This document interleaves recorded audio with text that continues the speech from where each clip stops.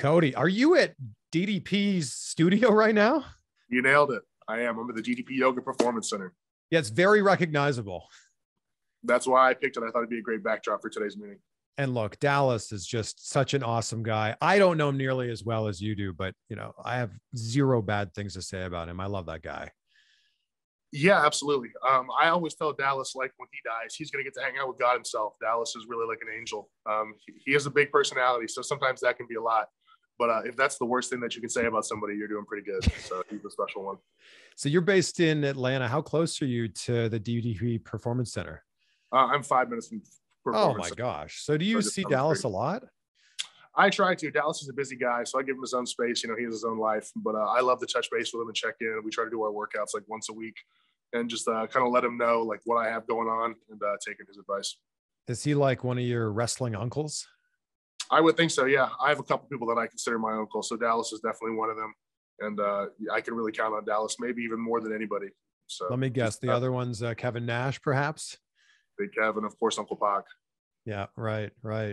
So I was so fortunate to meet you last week at the LAX Fan Fest, and it was so cool to see you there. And yeah, so cool to like finally meet you in person. And the first thing that you notice is like, you're a big dude, like a really big dude. Yeah, thank you. I'm pretty tall. I would like to still fill out more. I'm in the gym every day trying to reach my potential. So working on it, but thank you. I think the other thing I noticed immediately is you were wearing your father's Hall of Fame ring. Are you wearing it now? Oh, wow. Yeah, I'm wearing it right now. I thought maybe you would mention it. And yeah, I enjoy wearing it. It kind of makes me feel closer to him. It's kind of like my good luck charm now. So there's one for me, one for my sister, and mine's pretty much always with me. Oh, no way. Wow. Was your father also buried with his, or are you wearing his ring? No, I have the Razor one and she has the Scott Hall NWO one. So. Oh, wow. Well, I know they all have an inscription. So what's the inscription on this one? Yeah, let me see if I can show it to you. This one says Razor on the inside. How do I get to it? The other way. There we go. There we go. I don't know if this is going to focus at all. Oh, there, you can kind of see it there. Oh, that's so cool. It's in there somewhere. Wow. Yeah. What does it mean to you to be wearing that every single day? I mean, I would much rather have my father than the ring, but it just kind of takes me back to the memories. All the time. Like I wish that I could have talked to him about LA and told him that I met you and stuff, and I feel that all the time. But at least when I look down at this, I know I have like part of him close to me. So yeah, it's kind of a trade-off. When I saw you on the weekend, you were basically saying like, I'm back out there. I'm doing this again. So you took a bit of a hiatus from wrestling. So you're back and you're taking bookings now, right? I am. Yeah. So I'm on the independent scene now. So not too many upcoming events, but anybody wants to get a hold of me, please contact me, Instagram, Twitter, get in my email. And I would love to be back out there. I've only been doing it for a couple weeks since I've decided to wrestle again. And I've been loving it and it's addictive again. And I wish I had a match today, so. What's addictive about it? Is it the crowd reaction? I would say that's probably the first thing you think of. Wrestling can be so many things.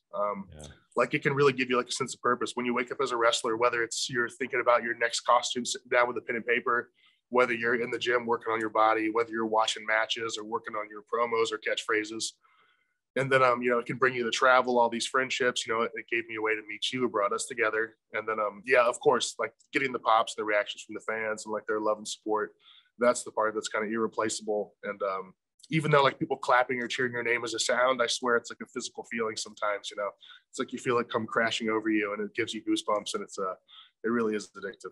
So walk me through the decision, number one, to step away from wrestling. And then number two, a few weeks ago to go, you know what, I want to do this again. Okay. So like I said, wrestling can be a lot of things. It can be a lot of good, but it can be a lot of bad too. The highs are high, the lows are low. And I felt like I kind of experienced both. And maybe I was in a phase where I was kind of seeing more of the lows. I had been working in Japan for several years. So like living abroad can be exciting, but can be tough. I had some personal life stuff that kind of coincided with living abroad, kind of questioning the wrestling. I was getting toward 30. And even though I do love wrestling, it's like my passion. There are other things that make me feel happy. I do believe that I can be more than that. So I thought maybe I would step away and try that kind of real life. But the whole time I missed it. It was always kind of considering coming back. And then, of course, losing my father, kind of like the outpour of like the love and seeing like how much he meant to people and then remembering all this kind of experience that I had similar, like how I got to travel and all the people that I've met, hope that I got to touch them. It just made me really appreciate it and just want to be a part of it more. And, yeah. Well, it's, you're in such a difficult position because your father was one of the absolute greats. And I feel like when people see you, they want to see a piece of your father. Right. And you are your own man, but at the same time, you're living in this gigantic shadow that he's left. Yeah, absolutely. Yeah, I used to think it was like my burden to bear. Now I've been trying to like see it as like my torch to carry, because I am so proud. My father was like a great man who did a lot of great things in his life, and he lived a very full life. So I'm happy for him and proud of him. But it is definitely hard. Like at every show I go to, people want to come up and say like, "Oh, such and such about your father. He was the coolest, or the best," or that's hard to live down. It's definitely hard to like overshine him or step out of that shadow. So I always had like a big like inferiority kind of complex about it. Like no matter what I did, I never felt good enough. No matter what I did, people would never really acknowledge it. It was always just about my father. So that was definitely a struggle for me, and it kind of still is. Yeah, like when you first got into wrestling, I mean, people just assume you're going to be Scott Hall Jr., Razor Jr., and you're trying to be your own man. And I think it actually works in your favor that you don't look a ton like him, so then you can step out and be your own man. How hard was it when you first got into wrestling to really find your own footing? I mean, I would say I'm still searching for it. I mean, my first couple matches, I wore my father's old gear. I wore the dripping blood, and I would go out there and hit the razor's edge, and it was fun. I loved like playing to my father and doing all his old moves and abdominal stretching guys and just like doing an old like Razor Ramon match. But it definitely became hard. Like I said, like every time people look at me, they think of my father. So accentuating that is only going to kind of make it worse. I'm not going to come out and do his cha-cha and his fire and all these things to like play into it, because being an imitation is always like, it's kind of a losing effort from the start. So who am I trying to be is definitely up for debate still. Yeah. Who are you trying to be right now? I don't know. I've definitely experimented, but I've never had like I don't know. I've never really stuck to it. Cause like I said, I want to be so good. I take it so serious to live up to it. And, I enjoy wrestling so much, and I want to be a perfectionist. I'm like so proud of myself that nothing's ever kind of been good enough for me, so I don't know. I still try. I never give up on it, but I'm not quite there. I mean, there's going to be a lot of people who maybe haven't seen your work in Japan and your work with the Bullet Club. If they were to go back and watch some of that stuff, what would they see? What does Cody Hall, the wrestler, look like? Oh man, see, that's a really tough question for me. Like I said, I'm very like a self-deprecating person. For me, I've always been like really hard on myself. And one of the things I've always wanted is like my moment, like my ladder match, like something that I could tell someone to go back and look at. And I feel like I've never had that. I've definitely had matches I enjoyed where I go to the back and I thank the guy and I say, we should have a rematch. And I sincerely mean it. And I loved it, but it's still never as good as I see it in my head. Never as good as I feel that I want to be. So I couldn't even tell you. This is like that idea of like imposter syndrome. You know what I'm talking about? Explain it to me. Imposter syndrome is this idea of like, you're there, you're doing the thing, but you go, I don't deserve to be here. I'm not good enough. I'm not as good as these other people that are here. I shouldn't be here. That's something that a lot of very successful people deal with. It sounds like shades of that. Absolutely. Let's take this way back. Like who were you as a kid when you were growing up?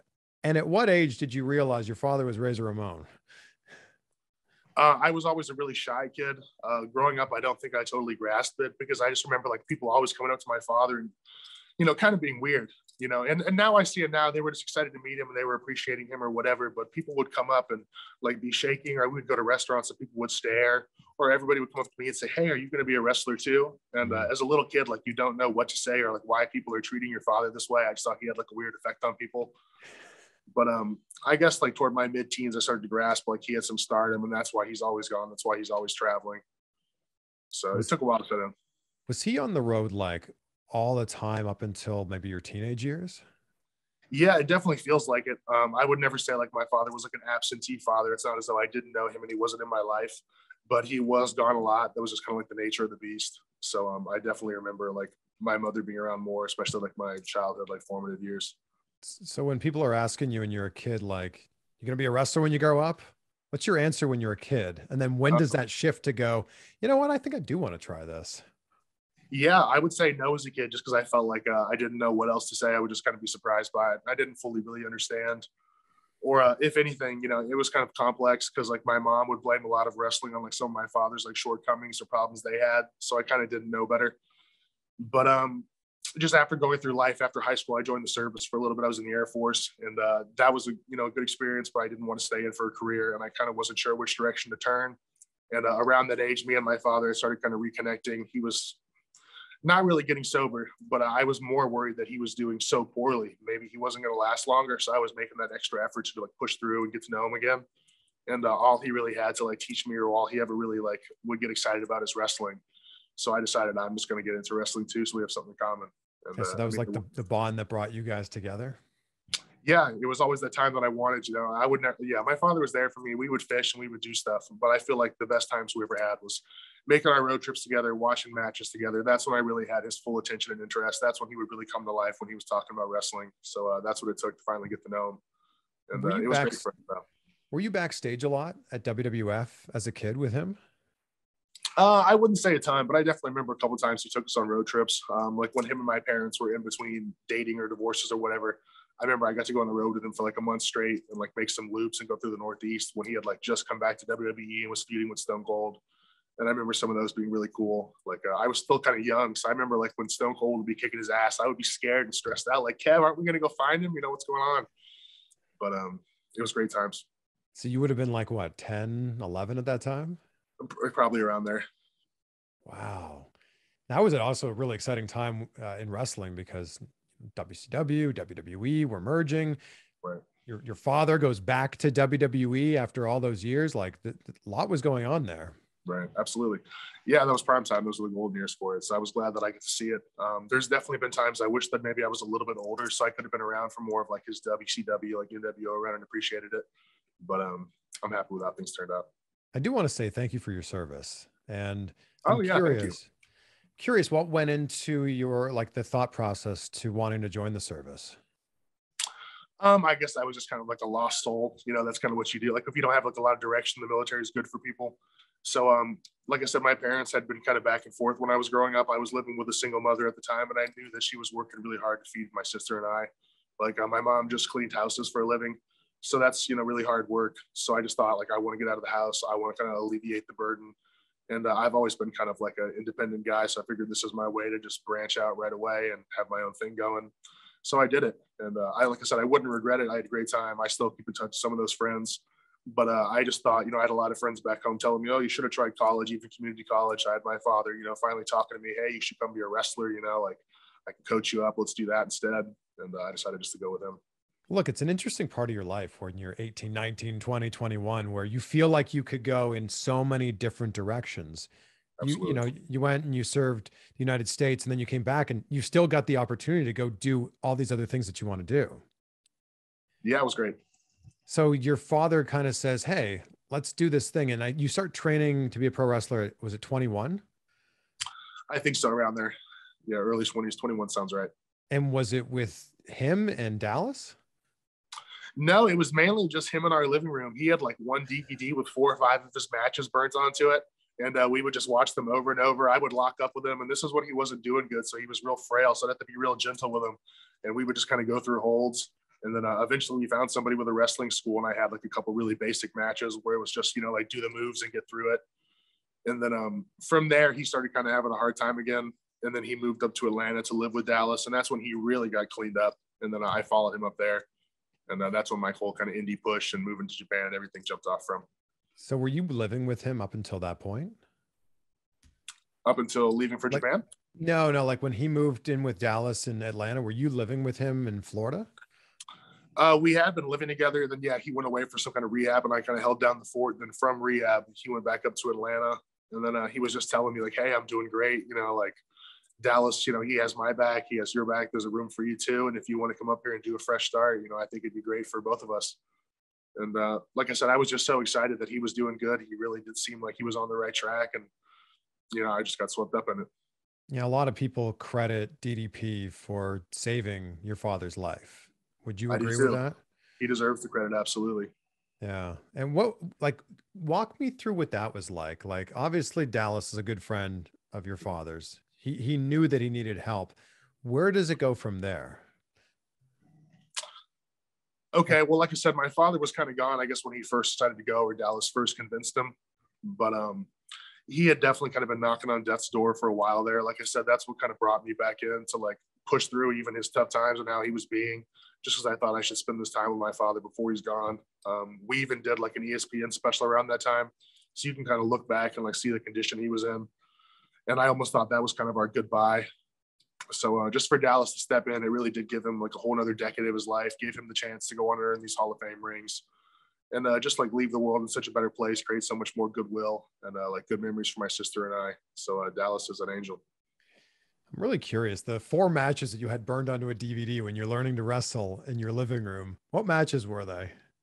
They were all Razor stuff. I think it was him versus Bam Bam, him versus Martel, maybe one versus Shawn. I forget the other, but just over and over, just work on the basics. I'm sure you get asked this all the time, but like, what is your one Scott Hall match or Razor match? Someone asked me this recently, so I try to give different answers. Okay. I like some of the stuff in Japan. Maybe one of my favorite ones that just came to mind when you said that's him versus Kev, I think it was a Halloween Havoc, just because it's so rare to see like them two wrestle against each other and in a singles. So it wasn't exactly like a 5-star classic, but just because I appreciate them two so much, that's nice to see. You know, something different than like him versus Shawn.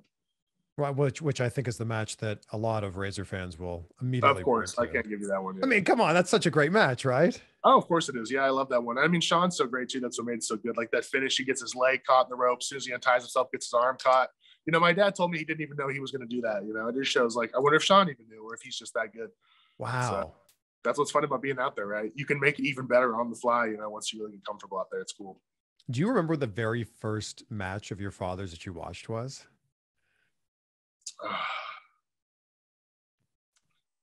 That's a hard question, so I'm gonna have to say no. Nothing comes to mind. Or do you remember like the first event? Like, was it a WrestleMania? I have kind of vague memories of doing something in Florida near our house where I think he did like a charity show for John Tenta, who was Earthquake. And I have some photos of he and I are together, and I feel like I have some memories of that, so I'll have to go with that. How's your neck doing, by the way? My neck feels fine. Yeah. So unfortunately, that was something that kind of derailed my career. Like I was in the Bullet Club in New Japan. Things were going good. Yeah. And then I just caught a dive one day. Like Nick Jackson, who I'd caught many times before, just kind of hit me weird. And I had like a really bad pinched nerve. So I took some time off from New Japan. That's eventually how I ended up losing my job. I told them I need some time off. And during that hiatus, they decided just to bring over some Bullet Club guys to kind of just like fill the roster. Adam Page, Adam Cole, people switched over. So by the time I was finally healed up and like feeling good again, they told me like, hey, you know, we've kind of moved on without you. Maybe we can work you back in for next year. And at the time, I wasn't really sure like what to do. You know, I wasn't sure if that was like their true answer or that was just a way to kind of like, you know, like let me go quietly. And I was kind of like going through it. So I asked my good friend Lance Archer for his advice. And he told me I'm about to leave Noah. Maybe you could go there. They could be looking for a new big guy. And I said, hey, that makes a lot of sense. And he said, if you want to come down to a Corkin later today, I'll introduce you to the boss. So I came down, met him, and I was able to just kind of like step into Lance's shoes and get a job there and kind of transition. Oh, but wow. I always missed that New Japan job. You know, I missed that blue mat. You know, that was unfortunate. Well, is there an opportunity to go back there, do you think? I would hope so. I haven't really been in touch with them. Like I said, I kind of felt weird about leaving. You know, I'd been in the dojo for years. People say once you're in the New Japan dojo, you're kind of their boy for life. But I just kind of felt like things kind of went down weird between Hattori and I, however they kind of filled my spot. And I just decided to keep it rolling. But I don't think there's any burned bridges or bad blood, I would hope. So maybe someday. I would think it's weird. You know, not only do you move on from New Japan, you move on from like picking up your entire life, moving it across the world, and then bringing it back to America. Like it's almost like, you know, like one chapter of your life is done and then it's back to what you had before. Yeah, that was definitely a hard time for me because I had been living in the dojo when I had that injury. I went back to like heal up and live with my father. And, you know, I don't want to speak ill about my father, but we were having a tough time and it was a tough place for me to be. And I decided to move back to Japan full time, even just to train in the New Japan dojo. So they would see me there every day, just putting in work, letting them know that I wanted to be a part of you. And that's when I started having these kind of weird conversations with Hattori where he was telling me, hey, man, you know, yeah, we want to use you, but we're full right now. And I said, hey, well, I just, you know, put my whole life on hold, sold everything to come back here and train and show you that. So that's why I kind of felt like I had my back against the wall and ended up having that conversation with Lance Archer and just saying, you know what, I'm not sure I can wait. I'm not sure how this is going to go. Maybe I should just make the next play. You know, through all of this, has WWE ever reached out to you? No, I've never had a tryout or contact with anybody, actually. I feel like, you know, you'd be exactly what they're looking for. it would make sense. I mean, maybe not. No one's ever talked to me, so I kind of guessed. I'm not sure what to think about it. I always hoped, like, my father's advice for me was to go to Japan and like learn how to work. And I always assumed that I would just go to Japan and just be really good, and eventually someday would want me, and somebody would want me, and they would call me and say, "Hey, we have something for you." And that call never came. You know, I remember being there for years, and like once a year, William Regal and Canyon Ceman would come watch the shows. And I remember like looking out into the crowd and seeing like two white faces, like, wow, that's them. You know, they're watching tonight. Then after the show, I'd go sell my gimmicks, and like I would see them go to the bathroom, and they'd be right in line, you know, as close as I am to my camera. And they just wouldn't look at me, wouldn't say anything. So I just thought, you know, maybe it's not meant to be. Wow. Well, when you look ahead 5-ish years, if you're going to keep going on with wrestling, what are the goals for you? What do you want to do? I really haven't set any benchmarks. Like I said, I've always kind of had like a weird relationship with wrestling, so I don't want to like make it even more stressful. I'm just enjoying that it's fun right now, and I'm having so much fun like reconnecting with friends and making new friends. But if I'm going to do it, I of course would love to be on bigger stages. Like I said, like the more people, the bigger pops is like the better feeling.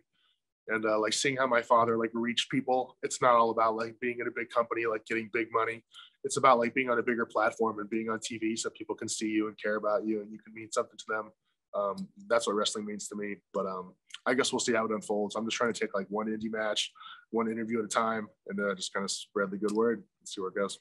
It sounds to me like it's like, all right, let's make the next match better than the last match, and then just keep kind of moving forward with that. And that's always been my mantra. If anybody follows you on Instagram, though, you've been spending a ton of time in the gym. You look great. Thank you. Like I said, it's never good enough for me, but I'm working on it. I look the part. So do you have another job right now while you're still taking indie bookings? I have a few things I do. I mean, security is always kind of a shoe-in for me. I'm going to meet up with obviously. I mean, you're legit 6'8", right? Yes. Yeah. And you weigh how much? Maybe like I always bounce between 280, 290. I guess like just genetics. I kind of float. Yeah, nobody's picking a fight with you. I would hope so. I don't want to fight. I'd rather be everybody's friends. You know, that's kind of like what I would say my strong part of security is. You know, we can just talk it out. But I do that sometimes. I'm going to meet up with a friend about maybe a part-time office job, pursuing the wrestling on the weekends. I would love to try to act. You know, Atlanta's a good place for that. I mine crypto on the side. You know, I'm looking into buying some properties and kind of being like a real estate guy. You know, they say that's always a good investment. So, like I said, I try to be more than just a wrestler, but it's definitely my favorite thing that I do. Is there, and with great respect here, is there also not a possibility that you can collect royalties for, you know, the very foreseeable future? That is possible. I think Triple H at my father's funeral mentioned that to my sister and I. Some royalties are becoming our way, but I'm not sure that's going to be like something that I can just sit back on my laurels for. You know, I'm trying to make my own life and such still, but a little extra money never hurts, right? Like kind of peace of mind. I would just think that, you know, with the image that your father has and all the licensing deals, like there's a lot of possibilities there, perhaps. Yeah. I mean, unfortunately, I'm not even sure if once upon a time when my father was not doing very well and he was kind of hard up for cash, he did sell a portion of his royalties just for a lump sum. So I don't think his royalties are nearly what they should be or could be. So that's why I say I'm not trying to make it like something that I look to like pave the way for me. Well, you can start making your own royalty money as Cody Hall. The plan. That's what I'd much rather do. You know, you're sitting there right now in the DDP Performance Center. He's pretty connected with AEW. Do you think that you could have a match on Dark or maybe spend some time there? Yeah, that's not something I ever considered. Like I haven't tried to call in any favors. I definitely do know a lot of people, and sometimes it is all about who you know. But like I said, I try to go into the gym because I try to be so hard on myself. I don't feel like I look good enough for TV. I don't feel like I'm good enough to wrestle at Mania, all these kind of things, you know. So maybe once I get out of my own way, I'll talk to Dallas and see what he thinks. You fall into that category of big guy. So like growing up, who were the big guys that you loved watching? Okay. Well, I mean, Big Kev would be a default, but some other ones I think of, I'm a big Japanese wrestling fan. That's why I went over there. So I love Bruiser Brody. I love Stan Hansen, guys that just like beat the hell out of people. I'm a Vader fan. I really love Terry Gordy. I loved Barry Windham because he was a big man that could punch, but also was very athletic and really wrestle you, like get on the mat and arm drag you, even though he was 6'7". So I'm pretty eclectic. Don Leo Jonathan, you know, there's this good sleeper. Wow. These are all great picks. How about just, you know, other than your father, but just people in general, who were your favorite wrestlers growing up? Okay. And other than Big Kev, I guess. Yeah. Okay. Aside from Big Cav, I was going to say Sid Vicious, kind of someone in the same vein, or like a Goldberg, not to discredit anybody's work, but I really respect guys that just like have like great fire and can come out and just raw and like everybody get behind them. You don't have to go out and run all your high spots. Like you can just make your entrance and like look like a star. So maybe someone like that. I'll see how it's like good. Yeah, and a lot of those guys are the guys that get over from like an entrance alone. Like maybe they're not the best in the ring, maybe they're not the most technical wrestlers, but they've got like amazing charisma or amazing entrances that it just like oozes through. Yeah, which I think is better. My father always told me, ideally, you want to be a star and a good worker. A good worker can always get a job, but a star gets paid. So it's kind of better to focus on one than the other, and maybe your skills develop with time. But if not, just at least work on your persona, your look, get the right gear for you and just try to play your strengths. What do you think's the best piece of advice that you got from your father that, you still carry with you all the time? Man, that's a hard one because my father was really good with the advice, really good with the one-liners. He had so many quips like in and out of the ring. Maybe like don't be a mark for yourself is one thing that you have to remember in wrestling. Like it's not all about you. It's not all about your moves that you do every night. You have to take care of the other person out there with you. You have to care about the promoter and his business, how he's going to do that night, whatever he wants to do. So maybe that, always just remember, like, keep your head on straight. I love how openly you can speak about him because it's only been 3 months as we sit here right now since his passing. What's this year been like for you? Kind of up and down. Like I said, I was still kind of on my hiatus. So I was living in Southern Maryland. I had a pretty steady job, like working on a military base. So kind of a quiet life. And then just like losing my father kind of inspired me to maybe push for a little bit more. I felt like I definitely hadn't been really trying to like achieve my goals or be out and about in the public scene. And I felt like that became important to me again. And then, I don't know, it's kind of hard to put my finger on it. Yeah. Like you were saying that about 10 years ago when Dallas took him in and basically gave him new life and extended his life, it sounded like you were almost preparing for him to pass away then. Do you feel like when he did pass away this year, you were, I don't know, I don't want to say prepared, but like you kind of like were ready for this to happen? Right. I guess in some sense, like I said, I had kind of like mentally come to terms with my father's not going to live forever. Like he liked to be a rock star, even when he kind of came back to life and was doing good. He liked to party. He liked to drink. He liked to stay out late. And he had a lot of those crazy nights. So when you live that kind of life, you don't become 80, 90, 100. So I always knew, but it's just like, goodbyes are hard. Like change is hard. So I wasn't ready for it. So I'm still kind of coming to terms with it, but I just try to believe he's in a better place. By the time I did see my father, it was pretty clear that this wasn't going to be a kick out situation. Like he was ready to go. And, I accepted it for him. I wanted him to be like in a better place and to move on and not be in pain anymore. So it's just kind of life, we're all going to lose our father at some point, unfortunately. So I'm just glad mine was a great one before it happened. Yeah. Did you ever worry that you would run into some of the same problems that your father had in his life? Yeah, of course. I mean, I'm his son, so I'm half of him. So we have a lot in common. Definitely as I get older, I feel like it took me time to understand myself. And as I was starting to figure myself out, I could kind of see the parallels between us, maybe why he would act a certain way, why he did certain things, why certain memories I have, that makes sense to me now because we were so alike and I took so much from him. So that's just part of life. I saw an interview with X-Pac where he was saying that you guys are so alike and all the things he didn't like about Scott, he also doesn't like about you, and that you guys are so similar in that way.